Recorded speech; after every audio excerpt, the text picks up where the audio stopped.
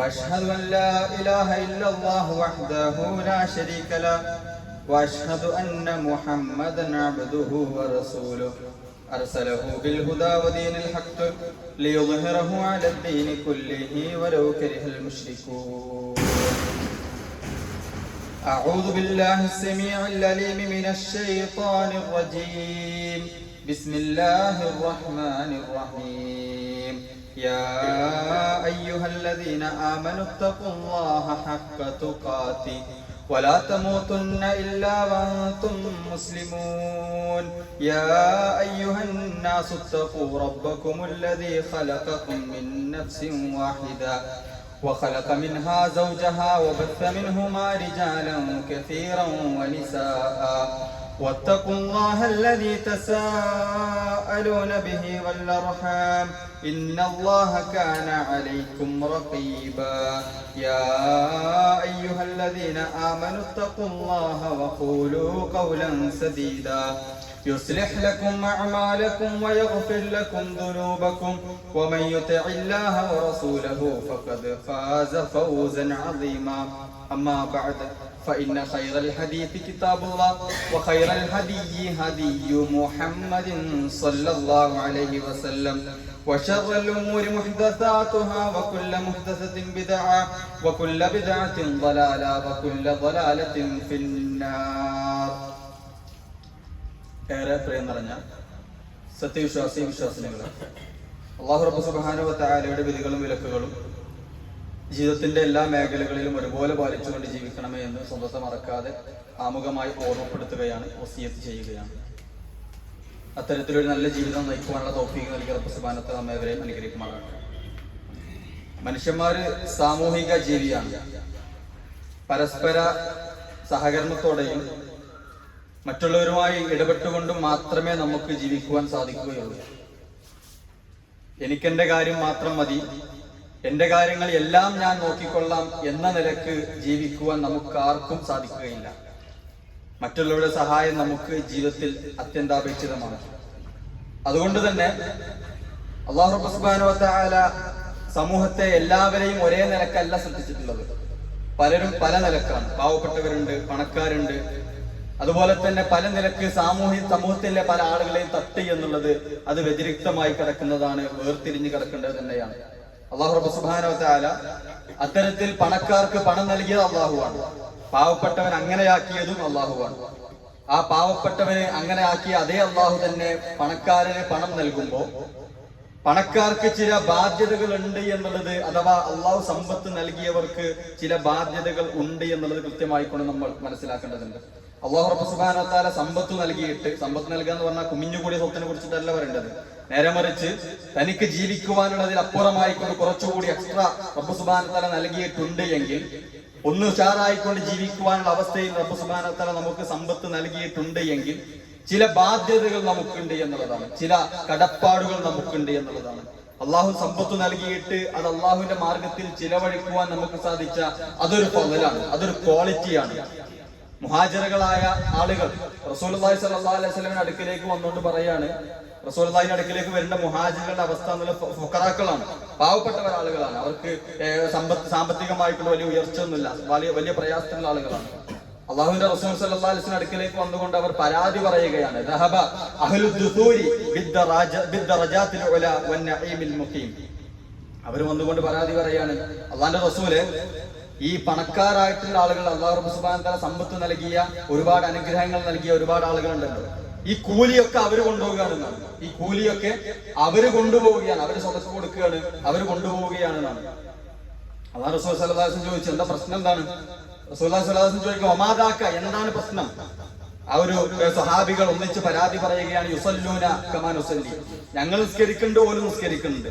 അതുപോലെ തന്നെ നസൂമു കമാ യസൂമൂന കമാ നസൂം, അവർ നോമ്പ് നോൽക്കുന്നുണ്ട്, ഞങ്ങൾ നോമ്പ് നോൽക്കുന്നുണ്ട്. പക്ഷേ വയതസദ്ദഖൂന, അവർ സ്വതക്ക കൊടുക്കുന്നുണ്ട്, വലാ നതസദ്ദഖ്, അതിന് ഞങ്ങൾക്ക് കഴിയണില്ല, അതിന് ഞങ്ങൾക്ക് സാധിക്കുന്നില്ല. വയുഅതിഖൂന വലാ നുഅതിഖ്, അവർ സമ്പത്ത് നൽകിയിട്ട് അടിമകളെ മോചിപ്പിക്കുന്നുണ്ട്, വലാ നുഅതിഖ്, അതിന് തൗഫീഖ് ഞങ്ങൾക്ക് കിട്ടുന്നില്ല. പരാതി പറയാൻ റസൂലുള്ളാഹി സ്വല്ലല്ലാഹു അലൈഹി വസല്ലം അടുക്കലേക്ക് വന്നുകൊണ്ട് റസൂലുള്ളാഹി സ്വല്ലല്ലാഹു അലൈഹി വസല്ലം പറഞ്ഞു കൊടുക്കുകയാണ്, അഫലാ ഉഅല്ലിമുക്കും തുദ്രികൂന ബിഹി മൻ സബഖക്കും വതസ്ബിഖൂന ബിഹി മൻ ബഅദക്കും. അള്ളാഹു റസൂൽ സ്വല്ലല്ലാഹു അലൈഹി വസല്ലം പറഞ്ഞു കൊടുക്കുകയാണ്, ആ സമ്പത്ത് കൊണ്ട് ഉന്നതി നേടിയ ആളുകളുണ്ടല്ലോ, അവരെയൊക്കെ അവരൊപ്പമെത്താൻ നിങ്ങൾക്ക് ഞാൻ ചില കാര്യങ്ങൾ പറഞ്ഞു തരട്ടെ എന്ന് പറഞ്ഞുകൊണ്ട് റസൂലുള്ളാഹി പറയുകയാണ്, വലാ യകൂനു അഹദുൻ അഫ്ളല മിൻകും ഇല്ലാ മൻ സനഅ മിസ്ല മാ സനഅതും. റസൂലുള്ളാഹി പറയുകയാണ്, അത്രത്തോളം ക്വാളിറ്റി ഉള്ള ആളുകൾ വേറെ ഉണ്ടാവില്ല. നിങ്ങളെ കാര്യം ചെയ്താൽ മതി, ഞാൻ പറഞ്ഞു തരുന്ന കാര്യം ചെയ്താൽ അത്രത്തോളം ക്വാളിറ്റി ഉള്ള ആളുകൾ ഉണ്ടാവില്ല. പിന്നെ എങ്ങനെ ഉണ്ടാകണം? നിങ്ങൾ ചെയ്ത അതേ കാര്യം അവരും ചെയ്താൽ അങ്ങനെ ഓക്കെ, അല്ലെങ്കിൽ ഉണ്ടാവില്ല. ആ കാര്യം റസൂലുള്ളാഹി പറഞ്ഞു കൊടുക്കുകയാണ്, തുസബ്ബിഹൂന വതുകബ്ബിറൂന വതഹ്മദൂന ദുബ്റ കുല്ലി സ്വലാത്തിൻ 33 മറ, 33 പ്രാവശ്യം സുബ്ഹാനല്ലാഹ് അൽഹംദുലില്ലാഹ് അല്ലാഹു അക്ബർ നിസ്കാരത്തിന് ശേഷം ചൊല്ലണമെന്നാണ്. അത് അപ്പോഴാണ് ആ സമയത്ത് സ്വഹാബികൾക്ക് അത് പഠിപ്പിക്കപ്പെടുന്നത്. അവർ ഫുഖറാക്കളായ ആളുകൾ തിരിച്ചുപോയി അവരാ കർമ്മം കൊണ്ട് ഇങ്ങനെ ആവേശമായിക്കൊണ്ട് ചെയ്യേണ്ട സമയത്ത് അവർ വീണ്ടും റസൂലുള്ളാഹിന്റെ അടുക്കിലേക്ക് പിന്നെയും തിരിച്ചു വരികയാണ്. രണ്ടാമത്തെ വരാതെ എന്താ അറിയുക, ആ പണക്കാരായിട്ടുള്ള ആളുകൾ സ്വതക്ക കൊടുക്കുന്നുണ്ട്, അതൊക്കെ അവർ കൊണ്ടുപോവുകയാണ്. അതിനൊപ്പം ഞങ്ങൾ ചെയ്യുന്ന ഈ കാര്യം കൂടി അവർ ചെയ്യുന്നുണ്ട്, ഈ കൂലിയും കൂടി അവർ കൊണ്ടുപോകുന്നുണ്ട്. ഈ കൂലിയും കൂടി അവർ കൊണ്ടുപോകുന്നു എന്ന രണ്ടാമത്തെ പരാതിയുമായിക്കൊണ്ട് ആ ഫുഖറാക്കൾ റസൂലുള്ളാഹിന്റെ അടുക്കിലേക്ക് വീണ്ടും വരികയാണ്. റസൂലുള്ളാഹി സ്വല്ലല്ലാഹു അലൈഹി വസല്ലം പറഞ്ഞു കൊടുക്കുകയാണ്, സാലിക ഫദ്ലുല്ലാഹി യുഅ്തീഹി മൻ യശാ. അള്ളാന്റെ മാർഗത്തിൽ ചെലവഴിക്കാൻ റബ്ബ് സമ്പത്ത് കൊടുത്തിട്ടുണ്ടല്ലോ, ചെലവഴിക്കാൻ പറ്റണം. എങ്ങനെ? സമ്പത്ത് ഉണ്ടായിട്ട് കാര്യമില്ല, ചെലവഴിക്കാൻ പറ്റുന്ന സമ്പത്ത് റബ്ബ് സുബ്ഹാനഹു വ തആല കൊടുത്തിട്ടുണ്ട്, ആ മനസ്സ് റബ്ബ് കൊടുത്തിട്ടുണ്ട് എന്നുണ്ടെങ്കിൽ ദാലിക ഫദ്ലുല്ലാഹ്, അത് അള്ളാഹ് കൊടുക്കേണ്ട ഒരു ക്വാളിറ്റിയാണ്. അത് അള്ളാഹു റബ്ബ് സുബ്ഹാനഹു വ തആല കൊടുക്കേണ്ട ചില ക്വാളിറ്റിയാണ്. ചിലർക്ക് അള്ളാഹ് റബ്ബ് പൈസ കൊടുക്കൂല, അത് കൊടുക്കാനുള്ള കഴിയൂല എന്നുള്ളത്, അതായത് അവർക്കത് ഏറ്റെടുത്ത് നടത്താൻ കഴിയൂല എന്നുള്ളത് അതായിരിക്കാം. ആ സമ്പത്ത് കിട്ടിയാൽ ആ പണക്കാർ നൽകുന്ന പോലെ സ്വതം കൊടുക്കാൻ നമുക്ക് കഴിയൂല. കാരണം പണക്കാർക്ക് പണം ലഭിക്കുമ്പോൾ ചില ബാധ്യതകൾ, ചില കടപ്പാടുകൾ, ചില താക്കീതുകൾ അവരെ സംബന്ധിച്ചിടത്തോളം അവരെ മേലുണ്ട് എന്നുള്ളൊരു ബോധം അവരെ സംബന്ധിച്ചിടത്തോളം ഉണ്ടാണെന്നുള്ളതാണ്. ഇന്നമാ അംവാലുക്കും ഔലാദുക്കും ഫിത്ന, നിങ്ങളുടെ സമ്പത്ത്, മക്കളൊക്കെ നിങ്ങൾക്കൊരു പരീക്ഷണമാണ്. വലാ തുൽഹിയാ അയ്യുഹല്ലദീന ആമനു, വിശ്വാസികളെ എന്ന് വിളിച്ചുകൊണ്ട് അല്ലാഹു സുബ്ഹാനഹു വ തആല പറയുകയാണ്, ലാ തുൽഹിക്കും അംവാലുക്കും വലാ ഔലാദുക്കും അൻ ദിക്രില്ലാ. സമ്പത്ത് കിട്ടിയിട്ട്, മക്കളെ കിട്ടിയിട്ട് അക്കാരണം കൊണ്ട് നിങ്ങൾ റബ്ബിനെ മറന്നുപോകേണ്ട അവസ്ഥ ഉണ്ടാകാൻ പറ്റൂല. മക്കൾക്ക് വേണ്ടി സമ്പാദിക്കാൻ വേണ്ടിയിട്ട്, കുടുംബത്തിന് വേണ്ടി സമ്പാദിക്കാൻ വേണ്ടിയിട്ട് അള്ളാനെ മറന്നുകൊണ്ട് ജീവിതം. നമുക്ക് കച്ചവടം കൊണ്ട് പള്ളിക്ക് എത്താൻ പറ്റുന്നില്ല, പ്രശ്നമാണ്. കച്ചവടം കൊണ്ട് പള്ളിക്ക് എത്താൻ പറ്റുന്ന പ്രശ്നമാണ്. കച്ചവടം കൊണ്ടും ബിസിനസ് കൊണ്ടും നമുക്ക് അള്ളാഹുവിനെ ഓർക്കുവാൻ സാധിക്കുന്നില്ല എങ്കിൽ പ്രശ്നമാണ്. അതാണ് പറയേണ്ടത്, വലാ തുൽഹിക്കും അംവാലുക്കും വലാ ഔലാദുക്കും അൻ ദിക്രില്ലാ. അള്ളാനെ മറക്കുന്ന വിധത്തിൽ നിങ്ങളുടെ സമ്പത്തും നിങ്ങളുടെ മക്കളും ആയിത്തീരുവാൻ പാടില്ല എന്ന് അല്ലാഹു സുബ്ഹാനഹു വ തആല അവിടെയാണ് പറയേണ്ടത്. ചില ബാധ്യതകൾ പണമുള്ളവരെ സംബന്ധിച്ചിടത്തോളം ഉണ്ട് എന്നുള്ളതാണ്. കിട്ടിയ സമ്പത്ത് എവിടുന്ന് ലഭിച്ചു, എവിടെ ചിലവഴിച്ചു എന്ന് റബ്ബിനോട് മറുപടി പറയാതെ ലാ യസൂലു ഖദമ അബ്ദിൻ യൗമൽ ഖിയാമ, റബ്ബിന്റെ കോടതിയിൽ ആ പരലോകത്ത് ഒരു അടി മുന്നോട്ട് വെക്കാൻ കഴിയൂലാണ്. പ്രയോഗം അങ്ങനെ തന്നെയാണ്. ലാ യസൂലു ഖദമ അബ്ദിൻ യൗമൽ ഖിയാമ, ഒരടി മുന്നോട്ട് വെക്കുവാൻ പരലോകത്ത് ഒരാൾക്കും പറ്റൂലാണ്. കിട്ടിയ സമ്പത്ത് എവിടെ ചെലവാക്കിയെന്ന് റബ്ബിനോട് മറുപടി പറഞ്ഞിട്ടല്ലാതെ. അതുകൊണ്ട് സമ്പത്തുള്ളവർക്ക് ആ ബാധ്യത കൂടുകയാണ്, കടമകൾ കൂടുകയാണ്, കടപ്പാടുകൾ കൂടുകയാണ്. പാവപ്പെട്ടവർ നിരാശരാകേണ്ടതില്ല എന്നുള്ളതാണ് ഇസ്ലാമിന്റെ അധ്യാപനം. അങ്ങനെ അത്തരത്തിൽ പാവപ്പെട്ടവർ പണക്കാർ പാവപ്പെട്ടവർക്ക് നൽകേണ്ടുന്ന ചില ബാധ്യതകൾ പെട്ടിട്ടുള്ളതാണ് സക്കാത്ത് എന്നുള്ളത്. പ്രവാചകൻ സല്ലല്ലാഹു അലൈഹി വസല്ലം മദീനയിൽ എത്തിയിട്ട് 2ാമത്തെ വർഷമാണ് നോമ്പ് നിർബന്ധമാകുന്നത്. ആ ഒരു സമയത്ത് നോമ്പ് നിർബന്ധമാകുന്നതിന് മുമ്പ് ഇസ്ലാമിലെ സുന്നത്തായ നോമ്പുകളുണ്ട്, നിർബന്ധമായിക്കൊണ്ടുള്ള നോമ്പുകളില്ല. നോമ്പ് നിർബന്ധമാകുന്ന സമയത്താണ്. ഇസ്ലാമിൽ അങ്ങനെയാണ്. പല ശരീഅത്തിന്റെ പല കാര്യങ്ങളും ഇങ്ങനെ നിയമമാക്കിക്കൊണ്ട് കൊണ്ടുവരിക എന്നുള്ളത് അത് അല്പാൽപമായി കൊണ്ടായിരിക്കും കൊണ്ടുവരിക. ആ ശരീഅത്തുകൾ നിർബന്ധമാക്കപ്പെട്ട പിന്നെ അതൊക്കെ ചെയ്യാന്നുള്ളത് നമുക്ക് എല്ലാവർക്കും പറഞ്ഞു. അതിന് പിന്നെ ഏറ്റവും വ്യത്യാസമില്ല. അത് അപ്പ ചെയ്യാതെ പിന്നെ ചെയ്യാം, അത് വേറെ ചെയ്യാന്നുള്ള അങ്ങനെ ഏർപ്പാടൊന്നുമില്ല. വാജിബാണ് ഒരു കാര്യം ചെയ്യേണ്ടത് നമ്മളെ സംബന്ധിച്ചിടത്തോളം നിർബന്ധമാണ്. വാജിബുകളിൽ ഏറ്റ വ്യത്യാസങ്ങൾ ഇല്ല എന്നുള്ളൊരു ബോധ്യം നമുക്ക് വേണ്ടതിന്. തന്റെ സൗകര്യവും തന്റെ ദേഹേച്ഛയും ഒക്കെ നോക്കിയിട്ട്, തന്റെ സൗകര്യം നോക്കിയിട്ട് നമുക്ക് ഇഷ്ടമുള്ള സമയത്ത് തിരക്കളൊക്കെ കഴിഞ്ഞിട്ട് അങ്ങനെയൊന്നുമില്ല. അങ്ങനെ ഏർപ്പാടൊന്നും ഇസ്ലാമിൽ വാജിബുകളെ സംബന്ധിച്ചിടത്തോളം ഇല്ല എന്നുള്ള ഇസ്ലാം അളവുകൾ നൽകിയെടുത്തൊഴികെ ആ സമയത്ത് മാത്രമേ ആ വിഷയത്തിലുള്ളൂ. നിസ്കരിക്കുന്ന സമയത്ത് കസറാക്കാൻ അനുവാദമുള്ളവർക്ക് കസറാക്കാം, അത് ഇസ്ലാം അനുവദിച്ച ഏരിയകൾ മാത്രമാണ്. അല്ലാതെ നമുക്ക് നമ്മുടെ ഇഷ്ടപ്രകാരം ആ വാജിബുകളെ മാറ്റിവെച്ച് പിന്നെ ചെയ്യാം, അത് വേറെ ചെയ്യാന്നുള്ള ഏർപ്പാട് ഇസ്ലാം അനുവദിക്കുന്നില്ല എന്നുള്ളത് കൃത്യമായിക്കൊണ്ട് നമ്മൾ മനസ്സിലാക്കണം. അങ്ങനെ ഇച്ഛ അനുസരിച്ച് തോന്നിയ പോലെയാണ് നമ്മൾ വാജിബുകൾ ചെയ്യുന്നത് എങ്കിൽ 2 കാര്യങ്ങൾ നമ്മൾ മനസ്സിലാക്കേണ്ടതുണ്ട് എന്നുള്ളത്. അയാൾക്ക് ചെയ്ത പ്രതിഫലം കിട്ടൂല, അത് ചെയ്ത പ്രതിഫലം അയാൾക്ക് കിട്ടുകയില്ല എന്നുള്ളത് മാത്രമല്ല, ഇച്ഛകളെ പ്രമാണമാക്കിയതിന്റെ പേരിൽ അയാൾക്ക് ശിക്ഷയുണ്ടാവും. തോന്നിയതുപോലെ ചെയ്തതിന്റെ പേരിൽ ഇച്ഛയെ പ്രമാണമാക്കിയതിന്റെ പേരിൽ അയാൾക്ക് ശിക്ഷയും ഉണ്ടാകുന്നുള്ളതാണ്. അതുകൊണ്ട് തന്നെ റമദാനിലെ നോമ്പ് മാത്രം ഒരു അഹ്ലം റമദാനിന്റെ ഭാഗമായിക്കൊണ്ട് നമ്മൾ മനസ്സിലാക്കിയാൽ പോരാ. അതിനപ്പുറം ഇസ്ലാം പഠിപ്പിക്കുന്ന ചില പ്രധാനപ്പെട്ട ചില കാര്യങ്ങളുണ്ട്. ഇസ്ലാമിന്റെ തൂണുകൾ 5ആണല്ലോ, അതിൽ 4ാമത്തതാണ് റമദാന്റെ നോമ്പ് എന്നുള്ളത്. 4ാമതാണ് നോമ്പ് എന്നുള്ളത്. അതിന് മേലെ ചില കാര്യങ്ങൾ കിടക്കുന്നുണ്ട്. ആ കാര്യങ്ങൾ കൃത്യമായിക്കൊണ്ട് നമ്മൾ മനസ്സിലാക്കണം. 1ാമത്തുള്ളത് ഷഹാദത്താണ്. ഷഹാദത്താണ്. അല്ലാഹു റബ്ബ് സുബ്ഹാനഹു വ തആലയെ മാത്രം ആരാധിക്കുക എന്നുള്ളതാണ്. അവൻ മാത്രമാണ് ആരാധനക്ക് അർഹനായിട്ടുള്ളൂ എന്നുള്ള ബോധ്യം നമ്മൾ മനസ്സുകളിൽ ചേർത്ത് വെക്കുക. പിന്നെ ബദരീങ്ങളും ഇല്ല, ഒരു ശുഹദാക്കളും ഇല്ല, ഒരു ഔലിയാക്കളും ഇല്ല, ഒരു നേർച്ചയില്ല, ഒരു ഏർപ്പാടൊന്നും അല്ലാത്തവർക്ക് ഉണ്ടാവില്ല. അത് കൃത്യമായിക്കൊണ്ട് നമ്മൾ മനസ്സുകളിൽ ചേർത്ത് വെക്കുക. അവിടെ പാളിയിട്ടുണ്ടെന്നുണ്ടെങ്കിൽ അതിന് ചോറെല്ലാം പാടും.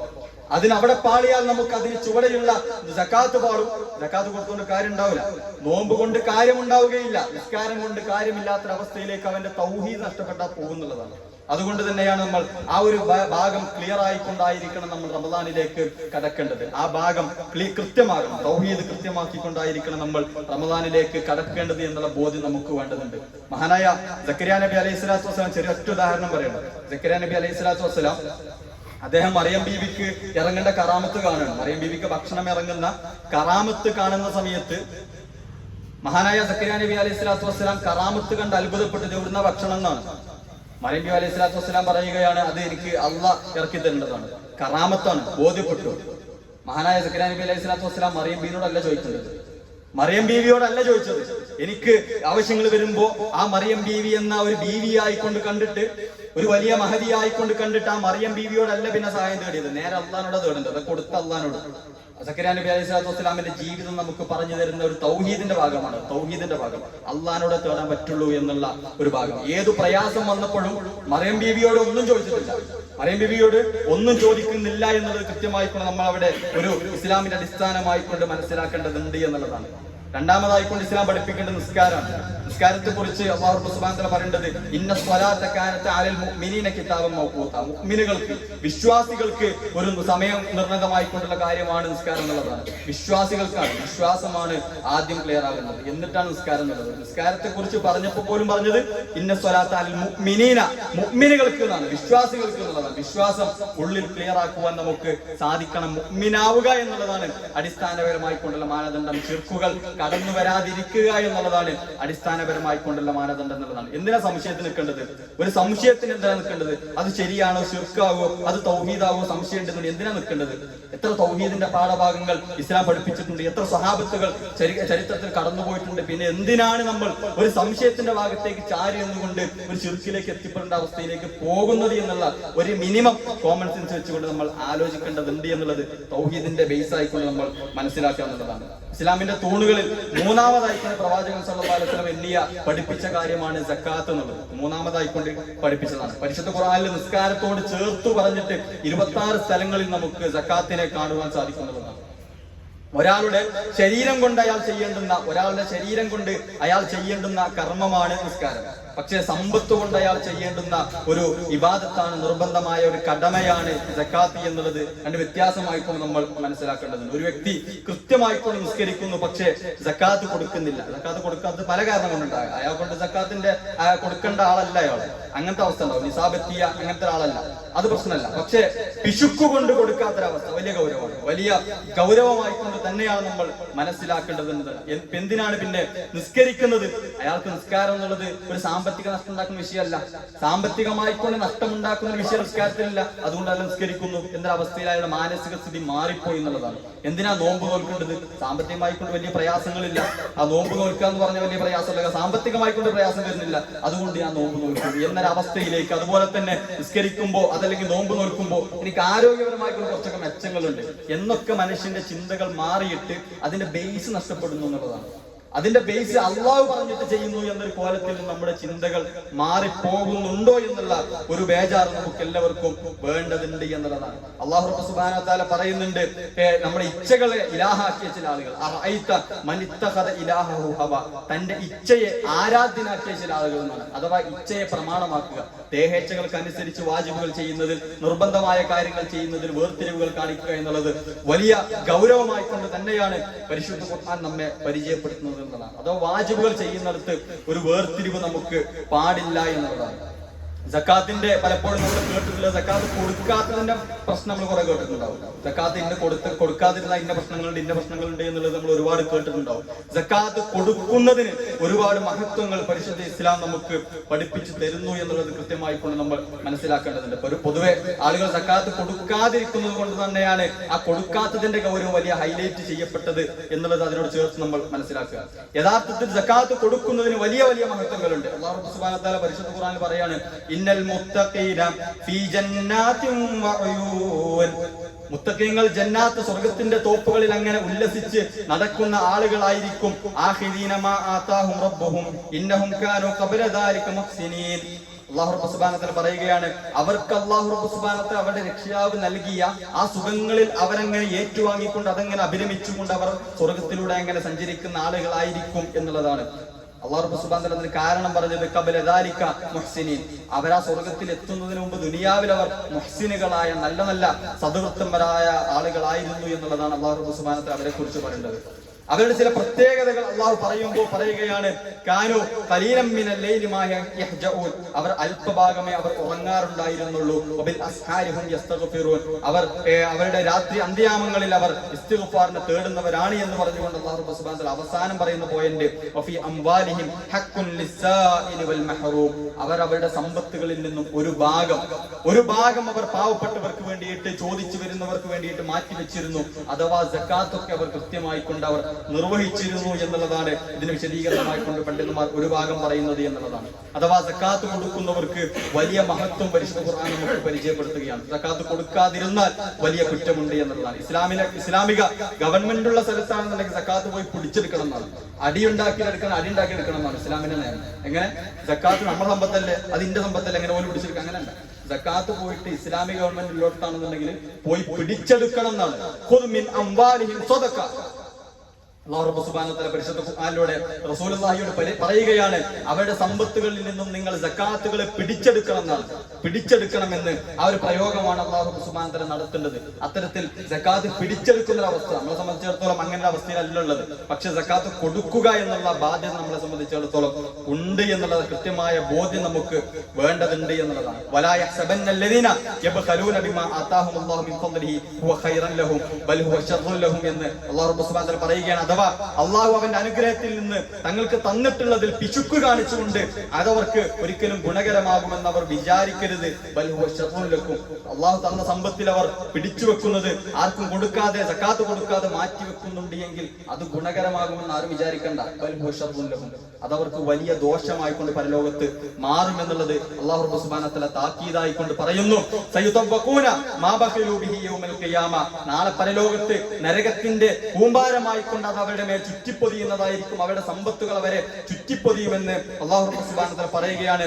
റസൂലുള്ളാഹി സ്വല്ലല്ലാഹു അലൈഹി വസല്ലം പറയുകയാണ്, അല്ലാഹു സുബ്ഹാനഹു വ തആല സമ്പത്ത് നൽകിയിട്ട് ഫലം യുഅദ്ദി സകാതഹു, അവൻ സക്കാത്ത് കൊടുക്കുന്നില്ല എങ്കിൽ അവന്റെ സമ്പത്ത് ഒരു വലിയ പാമ്പിന്റെ രൂപത്തിൽ അവന്റെ അടുക്കിലേക്ക്, ഒരു മഹാനായ ഇമാം ബുഖാരി റഹ്മത്തുള്ളാഹി അലൈഹി ഉദ്ധരിച്ച ഹദീസാണ്, അദ്ദേഹത്തിന്റെ അടുക്കിലേക്ക് ഒരു പാമ്പിന്റെ രൂപത്തിൽ അദ്ദേഹത്തിന്റെ സമ്പത്ത് കടന്നു വരും. രണ്ട് തേറ്റകളുള്ള ഭീകരന്മാരായ പാമ്പിന്റെ രൂപത്തിൽ അദ്ദേഹത്തിന്റെ സമ്പത്ത് അദ്ദേഹത്തിന്റെ അടുക്കിലേക്ക് വന്നിട്ട് അദ്ദേഹത്തെ അങ്ങ് ചുറ്റിപ്പൊതിയും. അതങ്ങനെ കൊത്തിക്കൊണ്ടിരിക്കുമെന്നാണ്. അത് ആ വ്യക്തിയെ കൊത്തിക്കൊണ്ടിരിക്കും. സക്കാത്ത് കൊടുക്കാത്ത ആളുകൾക്ക് ശിക്ഷയാണ്. എന്നിട്ട് ആ പാമ്പ് പറയുമെന്നാണ്, അനമാലുക്ക അനകെൻസുക്ക, നീ തങ്കരിച്ചു വെച്ച കൊടുക്കാതെ മാറ്റിവെച്ച നിന്റെ സമ്പത്തുണ്ടല്ലോ അതാണ് ഞാൻ എന്ന് ആ പാമ്പ് പറഞ്ഞുകൊണ്ട് ആ വ്യക്തിയെ ഇങ്ങനെ കൊത്തിക്കൊണ്ടിരിക്കും. ഒരു വിഷമുള്ള പാമ്പായിരിക്കും അത് എന്ന് പണ്ഡിതന്മാർ ഇതിനെ വിശദീകരിച്ചുകൊണ്ട് പറയുകയാണ്. വലിയ വലിയ വലിയ ഗൗരവത്തിലാണ് പരിശുദ്ധ ഇസ്ലാം സക്കാത്തിനെ കൈകാര്യം ചെയ്തിട്ടുള്ളത്. സക്കാത്തിന്റെ നിസാബെത്തിയ ആളുകൾക്ക് അത് കൊടുക്കുക എന്നുള്ളത് കൃത്യമായ ബാധ്യതയാണ്. അത്തരത്തിൽ സക്കാത്തൊക്കെ കൊടുക്കുന്ന ആളുകളിൽ അല്ലാഹു റബ്ബ് സുബ്ഹാനഹു വ തആല നമ്മെവരെയും ഉൾപ്പെടുത്തി അനുഗ്രഹിക്കുമാറാകട്ടെ.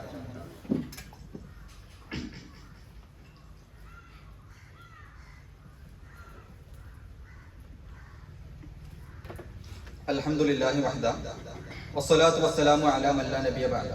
അല്ലാഹുവിന്റെ വിധികളും വിലക്കുകളും ജീവിതത്തിന്റെ എല്ലാ മേഖലകളിലും ഒരുപോലെ പാലിച്ചുകൊണ്ട് ജീവിക്കണമേ എന്ന് ഒന്നുകൂടി ഓർമ്മപ്പെടുത്തുകയാണ്, വസിയത്ത് ചെയ്യുകയാണ്. പരിശുദ്ധ ഇസ്ലാമിൽ സക്കാത്ത് കൊടുക്കേണ്ടതിന്റെ ബാധ്യതയെക്കുറിച്ചും അതിന്റെ കൊടുത്താലുള്ള ഗുണങ്ങളെക്കുറിച്ചും കൊടുക്കാതിരുന്നാലുള്ള ദോഷങ്ങളെക്കുറിച്ചുമാണ് നമ്മൾ പറഞ്ഞു വന്നിട്ടുള്ളത്. പല ആളുകളും ധരിച്ചു വെച്ചിട്ടുള്ളത് എനിക്ക് സക്കാത്തൊന്നും ഉണ്ടാവില്ല എന്നുള്ളതാണ്. അത് വലിയ അബദ്ധമാണ്. അത് വലിയ അബദ്ധമാണ്.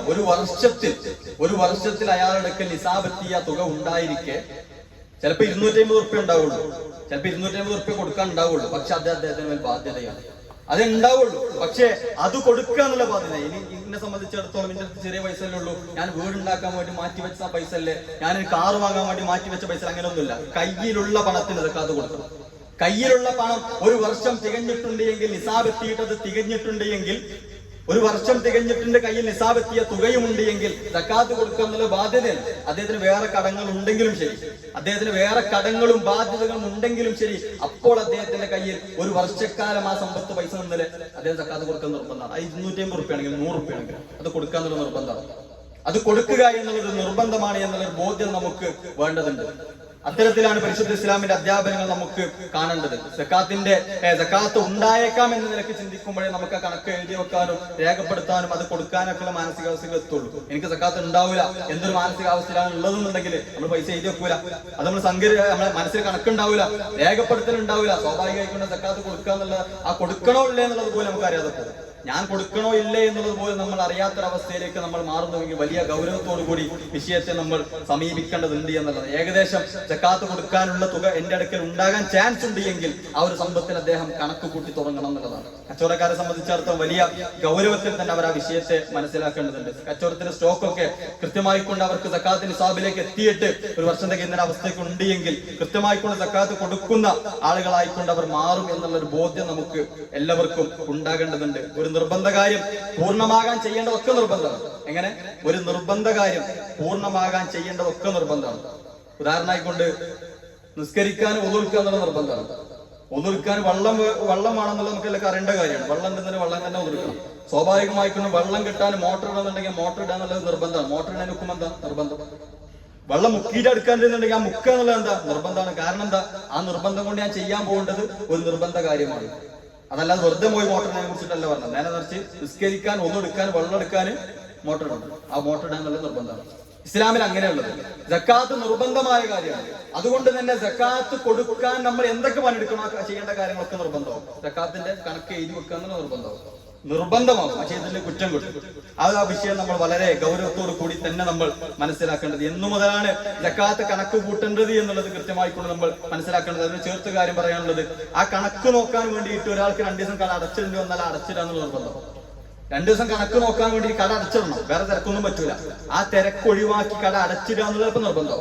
അത് അതിനോട് ചേർന്ന് വരുന്ന കാര്യമായിക്കൊണ്ട് നമ്മൾ മനസ്സിലാക്കണം. എന്നു മുതലാണ് സക്കാത്ത് കണക്ക് കൂട്ടേണ്ടത് എന്ന് നോക്കുമ്പോൾ തന്റെ സമ്പത്ത് നിസാബ് എത്തിയത് മുതൽ അദ്ദേഹം കണക്ക് കൂട്ടി തുടങ്ങണം. നിസാബിന്റെ തുക എത്തിയത് മുതൽ അദ്ദേഹം കണക്ക് കൂട്ടി തുടങ്ങണം. ഹിജ്റ കലണ്ടർ പ്രകാരമായിരിക്കണം കണക്ക് നോക്കേണ്ടത്.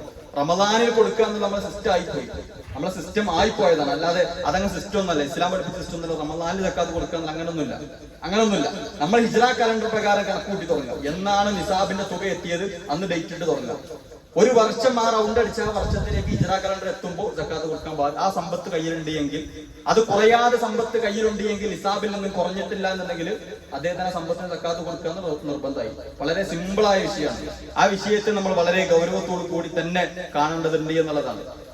കയ്യിലുണ്ടാവുക എന്ന് വെച്ചാൽ നമുക്ക് യാതൊരു തടസ്സമില്ലാതെ നമ്മുടെ സമ്പത്ത്, കയ്യിലുള്ള സമ്പത്തിനാണ് സക്കാത്ത് കൊടുക്കേണ്ടത്. കയ്യിലുണ്ടാകുന്നതിന്റെ മാനദണ്ഡം എന്താ?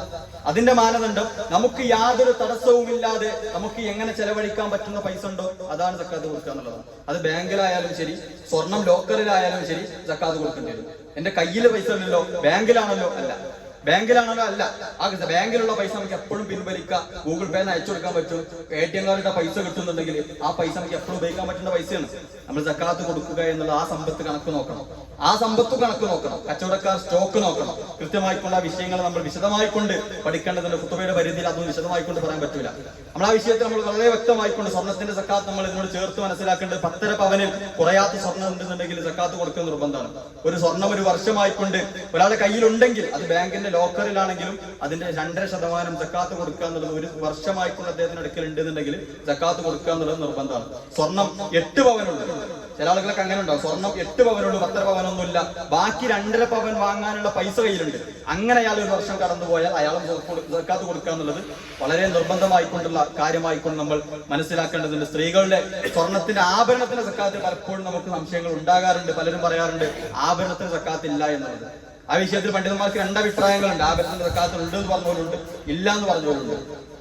ആഭരണത്തിന് സക്കാത്ത് ഇല്ല എന്ന് പറഞ്ഞ ആളുകൾ പോലും പറഞ്ഞിട്ടുള്ള വിഷയം എന്താ അറിയോ? അത് സമ്പത്തായിക്കും നമ്മൾ കാണുന്ന ആഭരണമാകരുത് എന്നുള്ളതാണ്. പക്ഷെ ഇന്ന് നമ്മൾ അങ്ങനെയല്ല. സമ്പത്തായിക്കൊണ്ട് നമ്മൾ സക്കാത്ത് ആഭരണം കാണേണ്ടത്.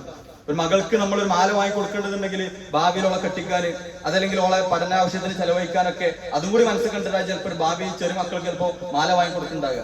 ഒരു സമ്പത്തി എന്ന നിലക്ക് തന്നെയാണ് നമ്മൾ ആ ഒരു വിഷയത്തെ സമീപിക്കാറുള്ളത്. പണ്ഡിതന്മാർ അതിനോട് ചേർത്ത് പറഞ്ഞ വിഷയം ധരിക്കുന്ന ഒരു ആഭരണമാണ് എങ്കിൽ സക്കാത്ത് കൊടുക്കണ്ട എന്ന് പറയുമ്പോൾ, സ്വർണത്തിനും വെള്ളിയുമായിക്കൊണ്ടുള്ള ആഭരണങ്ങൾക്ക് സക്കാത്ത് കൊടുക്കണ്ട എന്ന് പറയുമ്പോൾ പോലും സൂക്ഷിപ്പ് സ്വത്തായിക്കൊണ്ട് അതിനെ കാണുവാൻ പിന്നാലെ പറ്റൂല. വളരെ ഗൗരവമുള്ള വിഷയമാണ്. സൂക്ഷിപ്പ് സ്വത്തായിക്കൊണ്ട് കാണുകയും ചെയ്യുക, ആഭരണമാണെന്ന് പറഞ്ഞുകൊണ്ട് മുങ്ങുകയും ചെയ്യാൻ പറ്റൂല, ഏർപ്പാട് പറ്റൂല. വളരെ ഗൗരവത്തിൽ വിഷയങ്ങൾ നമ്മൾ മനസ്സിലാക്കേണ്ടതുണ്ട് എന്നുള്ളതാണ്. ഭാവിയിൽ മക്കളെ കെട്ടിക്കാനോ മറ്റോ എന്ത് ആവശ്യങ്ങൾക്കാണ് സൂക്ഷിപ്പ് സ്വത്താണ് എങ്കിൽ അത് സക്കാത്ത് കൊടുക്കുക എന്നുള്ളത് നിർബന്ധമായിക്കൊണ്ട് തന്നെയാണ് നമ്മൾ മനസ്സിലാക്കേണ്ടത്. അതല്ലാതെ എങ്ങനെ നമ്മൾ സ്വർണം സൂക്ഷിക്കുന്നുണ്ട് എങ്കിലും ആ സ്വർണത്തിനൊക്കെ സക്കാത്ത് ഉണ്ട്, ആ 10 പവനായിട്ടുണ്ട് എങ്കിൽ, അത് നിസാബ് എത്തിയിട്ടുണ്ട് എങ്കിൽ, ഹൗല് അഥവാ വർഷം തികഞ്ഞിട്ടുണ്ട് എങ്കിൽ സക്കാത്ത് കൊടുക്കുക എന്നുള്ളത് നിർബന്ധമാണ് എന്നുള്ള ബോധ്യം നമുക്ക് വേണ്ടതുണ്ട്. നമ്മുടെ ഏരിയകൾ വെച്ചുകൊണ്ട് എന്റെ ജീവിതത്തിൽ എങ്ങനെയൊക്കെയാണ് സക്കാത്ത് കടന്നു വരിക എന്ന് പരിശോധിക്കുക, പഠിക്കുക എന്നത് നിർബന്ധമാവും. എങ്ങനെ ആ സക്കാത്ത് കൊടുക്കൽ നിർബന്ധമായുണ്ട്, ആ സക്കാത്തിന്റെ മസ്തകൾ എന്റെ ജീവിതത്തിൽ പഠിക്കുക എന്നുള്ളതും അയാൾക്ക് നിർബന്ധമാവും. വളരെ ഗൗരവത്തിൽ വിഷയങ്ങൾ നമ്മൾ സമീപിക്കുക, സത്യമായി മനസ്സിലാക്കുവാനും അത് ഉൾക്കൊണ്ടുകൊണ്ട് ജീവിക്കുവാനുള്ള തൗഫീഖ് നൽകിയ റബ്ബ് സുബ്ഹാനഹു വ തആല നമ്മേവരെയും അനുഗ്രഹിക്കുമാറാകട്ടെ. ഒരു സുപ്രധാനമായ കാര്യം സൂചിപ്പിക്കാനുള്ളത്, ഇൻഷാ അല്ലാഹ് വരുന്ന ഞായറാഴ്ച ബത്തേരിയിൽ വെച്ചുകൊണ്ട് നമ്മുടെ അഹ്ല റമളാൻ കുടുംബസംഗമം നടക്കുകയാണ്. എല്ലാവരും കുടുംബസമേതം അത്തരം പരിപാടികൾക്ക് പങ്കെടുക്കുക. ഒരു റമളാനിലേക്ക് ഒരുങ്ങുവാനുള്ള ഒരു മാനസികാവസ്ഥയിലേക്ക് നമ്മൾ എത്തുക എന്നുള്ളതാണ്. നമ്മളിൽ നിന്നും രോഗം കൊണ്ട് മറ്റും പ്രയാസപ്പെടുന്ന ഒരുപാട് ആളുകളുണ്ട്. അല്ലാഹു റബ്ബ് സുബ്ഹാനഹു വ തആല എല്ലാവരുടെയും രോഗം ശിഫ നൽകി അനുഗ്രഹിക്കുമാറാകട്ടെ. നമ്മളിൽ നിന്നും മരണപ്പെട്ടു പോയിട്ടുള്ള ആളുകളുടെ ഖബറിടം അല്ലാഹു റബ്ബ് സുബ്ഹാനഹു വ തആല വിശാലമാക്കി നൽകുമാറാകട്ടെ. അവരെയും നമ്മളെയും എല്ലാവരെയും അല്ലാഹുവിനെ ജന്നാത്തുൽ ഫിർദൗസിൽ അവൻ ഒരുമിച്ച് കൂട്ടുമാറാകട്ടെ. അല്ലാഹുമ്മ ഗ്ഫിർ ലിൽ മുഅ്മിനീന والمؤمنات والمسلمين والمسلمات الأحياء منهم والأموات إنك مجيب الدعوات يا قاضي الحاجات. اللهم أجرنا من النار، اللهم أجرنا من النار، اللهم أجرنا وأجر والدينا من النار. أقول قولي هذا أستغفر الله لي ولكم ولسائر المسلمين من كل ذنب فاستغفروه إنه هو الغفور الرحيم. وصلى الله على نبينا محمد وعلى آله وصحبه وسلم. أقم الصلاة.